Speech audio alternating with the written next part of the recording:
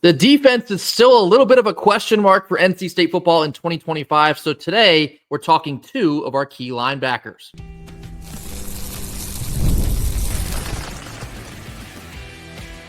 You are Locked On Wolfpack, your daily podcast on the NC State Wolfpack, part of the Locked On Podcast Network, your team every day. What's up, Wolfpack Nation? It's time to get locked in with Locked On. Thanks for making Locked On Wolfpack your first listen each and every day. We are free and available wherever you get your podcasts and on YouTube, part of the Locked On Podcast Network, your team every day. Happy Sunday. Our Sunday episode is brought to you by Gametime. Download the Gametime app, create an account, and use code LOCKEDONCollege for $20 off your first purchase. Terms, as always, apply. Sunday. Happy Sunday to all. As always, I'm Grayson Boone, joined by former Wolfpack defensive tackle Kenton Gibbs. Kenton, we're starting to get even closer. We're now inching up on the 2-week mark of kicking off the 2025 season. I believe one of the biggest question marks is still the defense, and that's been pretty consistent across the entire offseason. So continuing with our Impact series today, we're going to talk not one, but two of our key linebackers. We're going to start here with Caden Fordham. We actually got word at ACC kickoff straight from the horse's mouth himself. Caden Fordham confirmed that he is a full go. He's back to practice. He's been participating in fall camp, and he will presumably be at 100% by the time game one rolls around. So, Kenton, we'll start here on the base floor. How important is it to get Caden Fordham ready to go? It's extremely important. You know, a lot like last year when I spoke about the fact that, hey, this is a situation where we do not have linebacker depth to play around with. It's a very similar situation this year. We don't have quality proven depth. Guys that we have seen at a high volume that we know, hey, if Caden is not ready to go right away, this player can step in and not just be serviceable, but he'll be a damn good linebacker until Caden is ready to roll again. We don't have that. So seeing him be ready to go out the gates, that's extremely important. As I said last year, the linebacking core is, I would say, maybe slightly improved in terms of depth and talent this year from what we thought about last year. But as I said last year, this is a group that the top end, they are good. They are good enough to where I say they're above serviceable, but they are one injury away from, oh man, this thing went off the rails pretty quickly here. Having Caden Fordham as the conductor on that train gives you a lot better of a chance of staying on the rails here. And we saw exactly where it does get off the rails last year. Obviously, losing Caden around the midpoint of the season to an ACL tear, you just felt like the seniority and the leadership the defense kind of left, unfortunately, as Caden did. So just that alone is such a vital piece to have that leadership on the defensive side of the ball, because when he was lost, sure, you had guys like Kamal Bonner step up. Jalen Parker played some snaps as well, but you could feel the inexperience, and you can't afford to have that, especially not only in the midpoint of the season, but now we're going into a new season. Getting him back in here, that leadership has to bleed through. For a defensive unit that has a new defensive coach and DJ Elliott, they feel like they have a lot to prove of themselves, and in a fact that they hope to be improved from last year. So Caden Fordham, just on the leadership front, is possibly the most important part of this good news. Absolutely, on the leadership front, but also from the on-the-field player standpoint. I mean, let's just be honest. This is not a situation where Caden is the type of – this is not the situation where Caden is the type of player that his leadership outshines his actual play on the field. Grayson, you and I were talking about linebacker play that we've had in the past shortly before we went on air, and when you look at Caden, there are multiple things that you could say he does very well. There are multiple things in terms of reading quarterbacks' eyes, getting in the passing lanes. Now, granted, we'd like to see him pull in a few of those when he's in passing lane, pull in a few more, but he does do a fantastic job of getting in passing lanes, making it very difficult for quarterbacks to throw over the middle intermediate routes when he's in the game.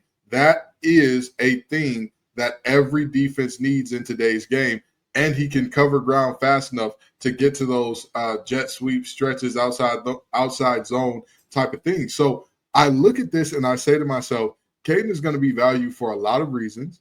Let's all just be very glad that he's here running with the pack and running again so quickly after an ACL tear. I'll tell you what, they got those new ACLs somewhere in the back now, because, back in my day, you weren't just tearing ACL in October or September and then next year coming back, but we're excited to have him back. And this defense that has a lot of needs, a lot of uncertainty, to have a stalwart, a guy that we know what exactly who he is and what he brings in the middle of it all, that's great.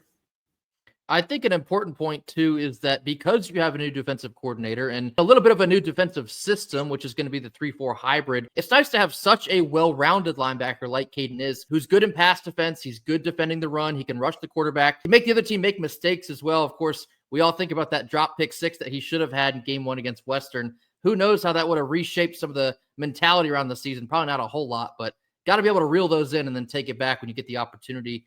Caden obviously only played half of a season last year after injury, but before that, he was on pace for a pretty solid year. He had 49 total tackles. He registered a sack. He had a fumble recovery against Louisiana Tech in the 3rd game of the year. Had a couple of pass breakups as well. One of those, like I said, should have been an interception. So you could see last year where he was going to take another step on pace to have a career year at that point. Moving into this year, I think I know the obvious answer.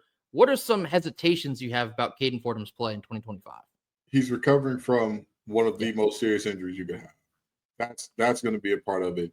And quiet's kept, outside of Brandon Cleveland, how much defensive tackle depth do we have to where we know these are guys that are going to do a good job of keeping them clean? So this isn't the type of situation where he is at that level of talent and health to where I'm like, hey, put him on the field, he's going to do his thing. Because we've seen those in the past. Obviously, with Peyton Wilson being in our very recent history, I mean, you could put a sentient Roomba in front of him and he'd still go out there and make offenses look bad.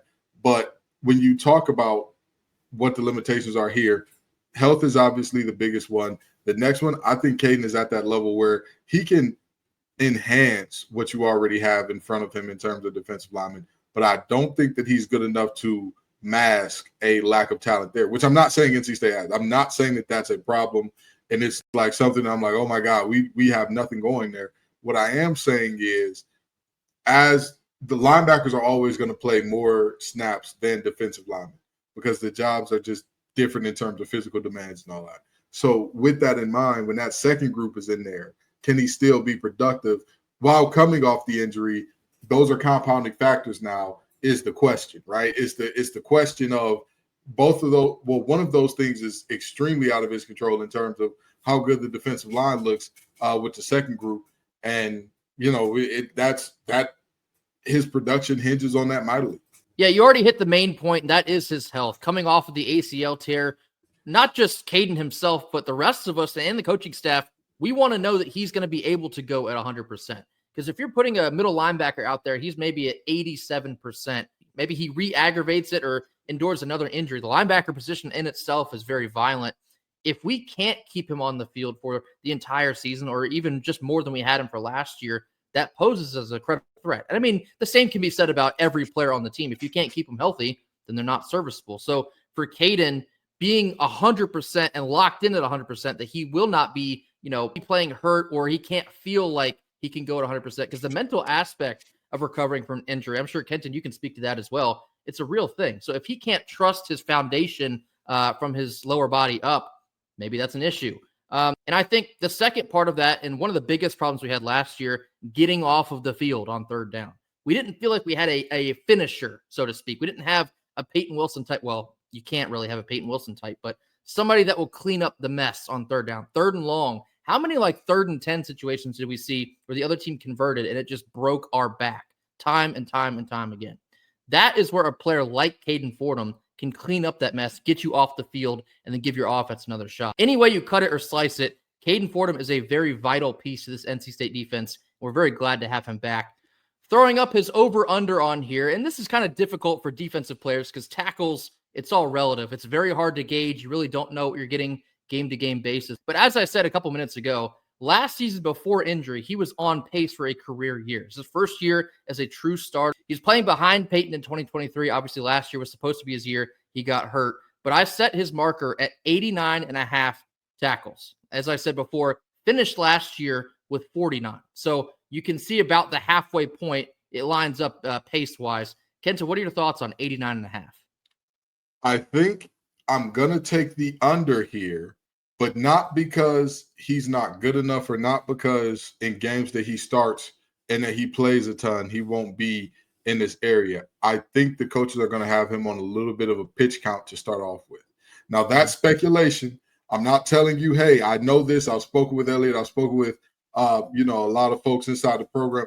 But I have a strong feeling that he'll be on a pitch count to start off with at least, and they're monitoring him closely to see how he's kind of moving and reacting to things. And then from there, they may, they'll let the reins loose a little bit in terms of when he proves that he's healthy and in games that, let's just say, he'll be needed tooth and nail a little bit more than some of our early competitions. So I think he goes a hair under this. I'm also going to go under for a multitude of reasons. One, actually, is because of the next guy we're going to talk about. He gets to play alongside of Shawn Brown. And obviously, once Caden went down to injury, Shawn Brown was really our last line of defense. It felt like a lot of times. And so when you have one guy cleaning up all the mess, he's going to rack up the tally. So now you have two guys that are of equal talent, I would say, at the linebacker position. I think it'll sort of balance out the numbers between the two. My second point is that because it is a new defensive system, I'm anticipating a lot more pressure being forced on the quarterback, which is less mess that Caden has to clean up on the back end. So I think that number will be pretty close to that 90 mark, but I think it'll be just under for Caden Fordham.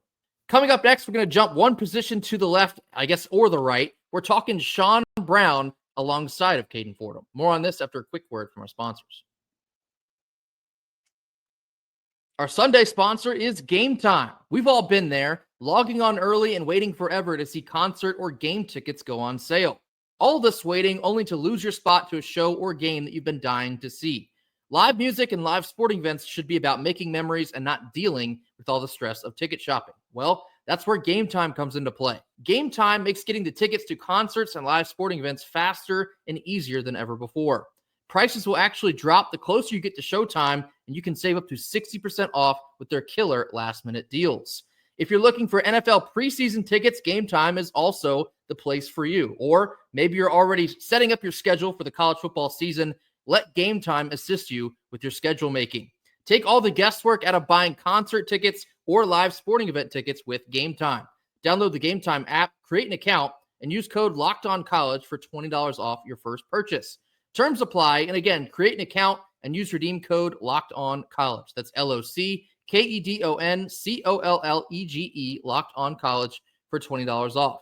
Download the Gametime app today. Last minute tickets, lowest price guaranteed. Middle portion of our Sunday episode, jumping one spot over to talk about Shawn Brown. We spoke a little bit about Shawn Brown in our Saturday episode. We had a question about him potentially moving back to nickel, so I figured might as well dive in more to Shawn Brown talk here on Sunday. Shawn Brown is another guy like Caden Fordham, was kind of dealt at times a bad hand last year, kind of forced to clean up a lot of the mess because we couldn't force pressure in the backfield, couldn't get off the field on third down. But Shawn Brown had to learn a new position somewhat on the fly. Obviously, he learned it in the offseason, but his first year as a linebacker put up pretty decent numbers, all things considered. There was also some times where you could tell that it was his first year at linebacker. But Kenton, what were your lasting impressions at Shawn Brown at linebacker last year? Yeah, so Shawn Brown at linebacker last year, I mean, he did a heck of a job converting down from safety. He was all over the place. He was at times the heart and soul of this defense outside of a guy like Davin Vann, because we had some underwhelming performances from guys that we thought were going to be big time. We had some guys who stepped up majorly in terms of, players that we weren't expecting to make an impact, but ended up doing so. Shawn Brown was a player that we expected a big impact from, and he exceeded that. He was a guy that we looked at and said, hey, like you said, cleaning up the messes, right? Football is nothing but playing chess in the middle of a fist fight. It is nothing more than a math equation in the middle of tussling with very large, angry men. What do I mean by that? It is about changing the math. When you are a defender, when they say multiple hats to the ball, guess what multiple hats to the ball means? The math had to work out for the defense. You had more guys beat their blocks and get to the ball than guys who were stuck on their blocks, which means the offense could not trade one for one. Shawn Brown is a guy who his speed, his instincts, and his aggression when it comes to hitting, his fearlessness when it comes to putting his body on the line and laying folks out, that is what makes him special as a linebacker. And that's why he was able to, like you said, clean up a lot of messes because our linebacker play after Caden Fordham went down from people not named Shawn Brown was not great. And that's being generous. That's being very generous. So somebody had to do it, and he did so well. I think that last sentence pretty much summed up his year last year. Somebody had to do it, so it was Shawn Brown. And like I said, he did do a pretty good job, all things considered, first year in the position. A lot of times he was one of our most consistent players, but there's still a lot that he has to learn. Sometimes like the natural instinct for him just wasn't quite there yet. So that'll be one of the most intriguing things for me this season. How will he feel more like a linebacker? Will he be more comfortable reading run fits or maybe pass defense or getting into the backfield, which is interesting because DJ Elliott's new defense, I'll ask you about this in just a second, Kenton, it's predicated on forcing pressure in the backfield. And sometimes he has what is called a bandit linebacker position, which is a linebacker that essentially walks down to the line of scrimmage, creating like a four-man front.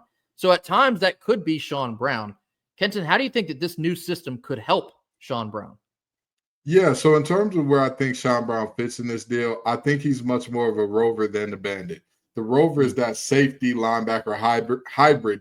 The bandit is the one that ends up on the edge a lot of times. And I think the tempo transfer is going to slot into that bandit role a lot more than what Shawn Brown would be. He's physically just much larger than Shawn Brown. It's a very different profile there. And when you think about the bandit, that's somebody that is going to be asked at a high level, take on tackles with one step of momentum. You are, in essence, functioning as a defensive end here. Now, don't get me wrong. Shawn Brown is a guy, he plays bigger than his size that he's listed at. He plays bigger than I've seen the young man physically. He plays bigger than what he looks like out of pads. He does not play big enough to take on tackles on a regular basis. That is not a good idea. That is not only a waste of his talents, you are putting him in a situation that I don't think anybody would want to be in terms of changing the math. So I think that he won't be in that position, but again, much more of a rover, off-ball linebacker type of deal. Same question we asked about Caden. What are some potential, I guess, speed bumps you could see for Shawn this year? Yeah, so one thing that I forgot to mention with Caden that could potentially get to him as well, but not as much because Mike linebacker is kind of the same, more or less, regardless of what system you play in, even though there is a difference between 3-4 Mike linebacker, 3-3-5 Mike linebacker. But outside linebackers where you really see the difference, right? The fact that Grayson's even mentioning, hey, could he be walked down to the line of scrimmage, tells you about the different types of linebackers there are. Because in the 3-3-5, traditionally, you don't see a linebacker regularly sitting on the line of scrimmage. It's like, hey, this is this one linebacker's kind of inside of his job description and role duties. This ain't in the must-haves. This is nice-to-haves. That's not really a thing as much in the 3-3-5. So for Shawn, I think it's understanding, getting in this new system, and kind of just doing his thing from there. If he is a true off-ball linebacker in a 3-4, it traditionally more of a situation where, you know, you're going to see him potentially taking on more offensive linemen who he's going to have a head of steam, but more unfettered access to him potentially than you would in a 3-3-5. So, you know, I'll be interested to see how he handles himself in this scheme because, again, he is undersized for a linebacker, but he is lightning quick. He is very instinctive.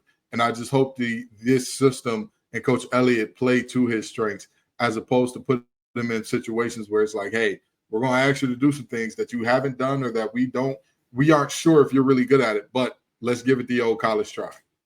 Yeah, that last point is the key for me. Like learning a new position last year is one thing, but having to learn more intricacies about it with a new defensive coordinator the very next year, it poses a very different problem for him, or a potential problem for Shawn Brown. So I think that'll be my intrigue with him as well. Can he kind of learn on the fly a new feel to the linebacker position in addition to just learning it straight up last year? I think he can do it because he's a pure athlete. We saw the way that he kind of seamlessly transitioned, so to speak, from safety to linebacker. He has the athleticism to do virtually anything you ask him to on the football field. But Shawn Brown getting a crash course on the fly about his new responsibilities now in this new defense, it will be something to watch.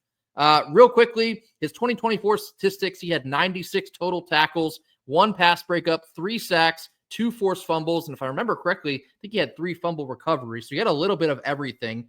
Gave him the same mark to hit, 89.5 tackles. And again, it's all relative because so many things are variable about the tackle mark, but 89.5 for Shawn Brown. How do you feel about that? I think he crosses this by the hairs on our chinny chin chins. I think he just barely gets over this mark, but I think he gets over it because, again, he's been all over the place. He is a guy that displays sideline to sideline speed. And like we talk about with him being undersized, being a thing that is a detriment when having to take on bigger linemen, it also helps in terms of pass coverage. It helps in terms of getting out and getting pieces of tackles where bigger guys might not be able to get out there in the time necessary to make it happen. So I really and truly think he gets the over here. I'm going to go under, and unfortunately, I'm going to use the same logic I just used for Caden Fordham. I just think between the two, it's going to be extremely balanced because you're also not accounting for like A.J. Richardson or Kenny Soares in the mix as well, maybe a Trey Thomas, who's more than likely going to play that bandit position. I think it'll kind of balance itself out. So I don't know if I see anyone going over 90 by themselves. However, that being said, I think if anyone can go over 90, I think it will be Shawn Brown because I think he has a motor that you just don't see that often in many of our other defenders. So I'm going to go with under. I think it's very feasible that he can go over, but I just think it'll be balanced. Coming up next, we're going to round out our Sunday episode with another question we were asked about the offensive side of the ball. Can Kurt Roper truly maximize his offensive skill talent? More on this after a quick word from our sponsors. Last couple minutes of our Sunday show. We had another question posed to us on our Saturday show. Figure we'd spend a couple minutes here with it on Sunday. It's in regards to the new offense under Kurt Roper and utilizing what is basically the same exact skill talent we had from a year ago, but getting the most out of it. I'll go ahead and pull this question up on the screen now. So this comes from Meza. It says, we talked ad nauseum about the play calling last year. Is there more complexity to this? Do we really think the coaching staff was unaware of Jolie's talent, or was it just a lack of execution? Not putting Hollywood in the game until later in the season was quite the mystery. Kenton, care to comment? College football coaches can't be as stupid as they seem.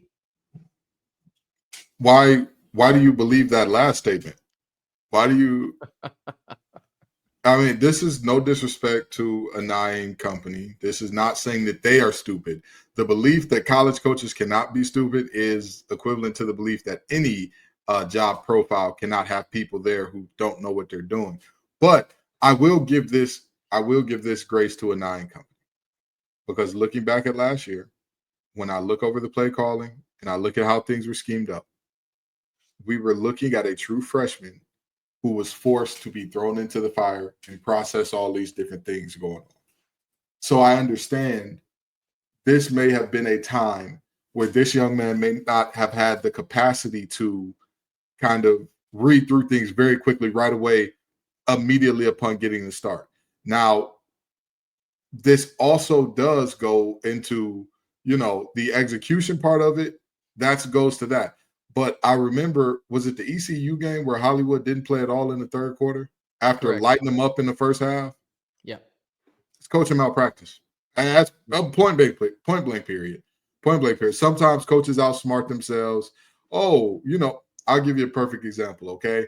Ben Johnson, new head coach of the Chicago Bears, he was the Detroit Lions offensive coordinator last year, and everybody considered him a wonderkind in terms of calling plays and all that.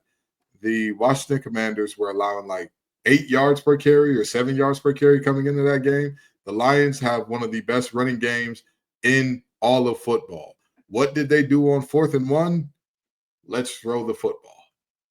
What did they do when they got down? Let's have Jamison Williams throw the football. Sometimes coaches get too cute and they trick themselves instead of just saying, what works? Let's go to that, right? And, far be it for me to say that a guy like Ben Johnson who put up all those points is incompetent, but were there moments of like, what are you doing? Where does this make sense? Absolutely. Same thing for Nye. Far be it for me, because we saw him. We were excited about the hire for a reason. We saw what he did at UVA. We saw how well he schemed things up there. So it's not 100% on him. There also were some execution things, but also Hollywood not being in that game at all in the third quarter. I mean, unless the young man was hurt and we just weren't made aware of it, I don't see a reason for him to not have been in the game for that long. Yeah, the common saying is there's one side, there's the other side, and the truth is somewhere in the middle. And I think that does apply to the situation in particular. I want to get this very clear, though. The play calling, it was bad. Some of it was purely indefensible, and that speaks to what Kenton was just talking about. Sometimes, even as a college football coach, you overthink it. You get so confident in your system that you're hesitant to try other things or maybe look at it from an objective view. And I think you saw a little bit of that last year. But the other half of that is what also Kenton was saying. CJ Bailey just being a freshman quarterback thrown into the mix. There's a lot of lumps you got to take in a situation like that, because we saw on countless occasions that the desired outcome for a specific play, it was there, but CJ didn't read it. You could also say the same about McCall. There was actually several pass plays in the limited time that we saw McCall. The play was there, but he didn't read it or make the throw with enough time, and you didn't get what you wanted. So the execution is a real piece to the pie, because you have to do it right for the play to work. Like, for example, I know we talked about the McCall pick against Tennessee, which, more or less ended the season. I believe it was either Wesley Grimes or Dakari Collins. If you go back and look at that, at the top of the frame, they appear to be wide blank open running into the end zone. Now, you can't see where the safety is, so maybe they weren't, but the play was there. But you made the wrong read, you made a bad throw, and then it went for 6 going the other way. I distinctly remember, I think it was also Louisiana Tech, and I can't remember if it was McCall or if it was CJ Bailey, but the same situation. We had, I know that one for a fact, that was Dakari Collins. We had Dakari Collins wide open in the end zone, like no one within like 20 feet of him, probably 20 feet plus. And the read was not made, the throw was not made, and the touchdown was not scored. So sometimes the play calling was not as bad as we all wanted to say it was last year. However, there was too many instances of the bubble screens or asking CJ to run a read option when he's the only quarterback we have left. That is incompetence. The Hollywood Smothers not playing the entire third quarter of that bowl game when he lit it on fire in the first half. That is squarely on coaching. Like, there is no other excuse for that. Something else I do from time to time is when it gets about this time of the year, I'll go back and watch some of our post-game recaps from the year before. And I watched game 1 to hear kind of our tone when we witnessed the Western game and how we were feeling about the team. One thing that immediately stood out that not just me or just Kenton, but both of us emphatically said after that game was that Hollywood Smothers was the best running back on the team. We saw that night 1 almost instantly. And yet it took until the midpoint of the season for that to be reflected on the field in terms of how much work he was getting. That's on the coaching. That's coaching staff. If you can't identify who your best talent is, who puts you in the best position to win, that's on coaching. Play calling and everything else off to the side. If you can't identify who gives you the best chance to win, that is on coaching. So it's a little bit of everything. It's some coaching, it's some execution, it's some in the middle. You got to do both right to get it right a lot of the times. But that's why we talked a lot about, for this season in particular, just simplify things, not just the play call itself, but also make it easier for the players to understand. Make it easier on CJ to digest what he needs to look for, the reads he needs to make, and the throw that should be happening. Just make it very, I don't want to say dumb it down, but you get what I mean there. Make it so simple that it gets effective for your skill talent to take over from there. That's why it's so important for this year. Yeah, honestly, I don't even mind the phrase dumb it down. I don't mind, because you know what? Keep it simple, stupid. That's the rule. That's the rule. When I played at Cass Tech, our defensive coordinator, Jermaine Crowell, said, you know why we don't have 1,000 different calls and all that? We believe in our talent. We believe we could go out there and do what we're supposed to do, and I want you all to play fast. If I've got you thinking about all these different checks and all this different, when they motion this, that we do that, we don't do none of that. We deal with what they're doing, and we go out there and run what we run, and we, make it happen from there. The same thing should happen for our offense. It shouldn't be different checks, different thoughts, all these different things. We have the talent. We have one of the most underrated wide receiving and pass catching cores in America, in my opinion.